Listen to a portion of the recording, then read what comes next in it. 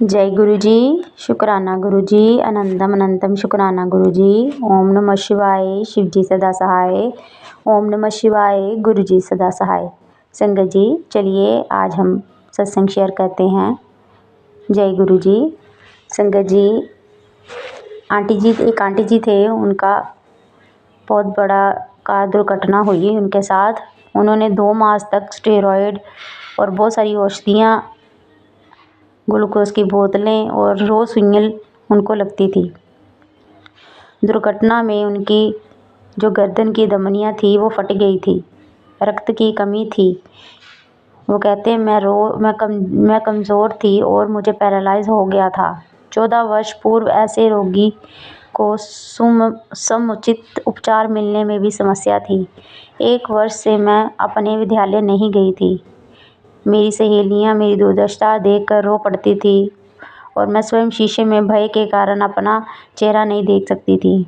जीवन के ऐसे कठोर समय से गुजरते हुए अचानक ईश्वर स्वरूप गुरुजी ने मेरे जीवन में प्रवेश कर उद्धार किया। उनकी कृपा प्राप्त कर मैं आनंद लोक में प्रवेश कर गई। मेरे समक्ष खड़े होकर खुली बाहों में उन्होंने मुझे संरक्षण दिया, मानो मुझे विपदाओं से बचा रहे हों। उस समय से अब तक वह मुझे सुमार्ग पर अग्रसर करते रहे हैं। गुरुजी ने पुनः मुझे इस संसार का आभास कराया है और थोड़े ही समय में मुझे स्वस्थ कर दिया। अपने परिवार में मेरी माँ और मैं गुरुजी से सबसे पहले मिले। उस एक दर्शन ने हमारा जीवन बदल दिया। जालंधर में गुरुजी के मंदिर में वह एक कदम स्वर्ग में प्रवेश करने के समान था। हमारे पहले दर्शन में गुरुजी ने आभास करा दिया कि वह स्वयं परमात्मा है।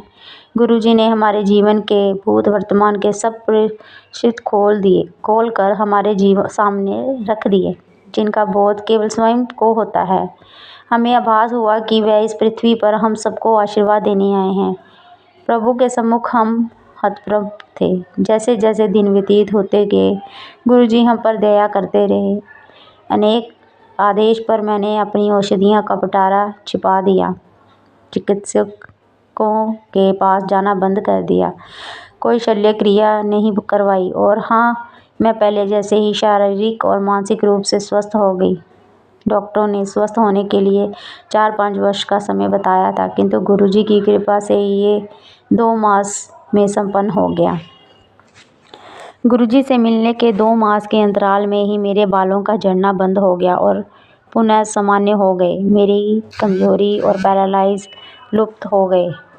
श्रवण शक्ति और दृष्टि भी सामान्य हो गई और मेरी हेमोग्लोबिन 6 से बढ़कर 12 हो गया। चिकित्सकों के परामर्श के विरुद्ध मैंने फिर से खेलना आरंभ कर दिया और परीक्षाओं में अति उच्च अंकों से उत्तीर्ण हुई। जीवन की इस कठिन अवस्था से निकलकर मैंने अगले चरण में प्रवेश किया। गुरुजी के मन में मेरा अध्ययन और व्यवसाय थे। दुर्घटना की वेदना और दहशत से निकलकर मैं अभी जीवन का मार्ग प्रशस्त करना चाहती थी। मैं ऐसा व्यवसाय करना चाहती थी जिसमें मैं लोगों के दुख दर्द कम कर सकूं और उनकी अनुभूति का अनुभव कर सकूं। गुरुजी जैसे अपने अनुयायियों के लिए करते हैं, वैसे ही रूपरेखा मेरे लिए बनाई हुई थी।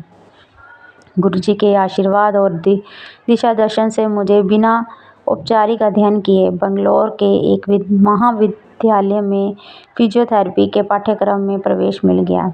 मैंने अपनी पढ़ाई सरलता से पूरी की और उसे समाप्त कर अपने परीक्षण के लिए दिल्ली के सर गंगाराम चिकित्सालय में कार्यरत हुई।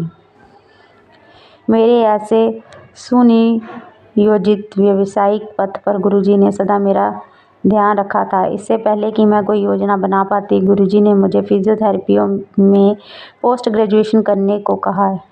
मैंने ये पाठ्यक्रम क्रीड़ा और अस्थिर रोग में किया। गुरुजी के पोस्ट ग्रेजुएशन करने के आदेश के पश्चात प्रवेश के लिए आवेदन देने के लिए केवल 3 दिन शेष थे। मैंने उनके दिशा निर्देशों का पालन किया और सही कार्रवाई करती रही। इस समय मेरे माता पिता मेरे साथ नहीं थे और मैं घर पर अकेली थी। मेरी हिप पर एक फोड़ा हो गया, जिसने सूजकर मुझे शैया पर लेटने के बाध्य कर दिया। अकेले और अत्यंत पीड़ा सहते हुए मैं कुछ करने में असमर्थ थी।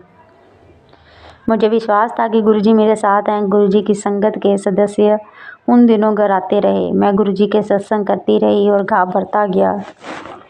डॉक्टर ये देखकर आश्चर्यचकित थे। उन्होंने उससे फोड़ने का परामर्श दिया था, किंतु जिस भांति वह सूख रहा था उसके कारण से वह अनजान थे।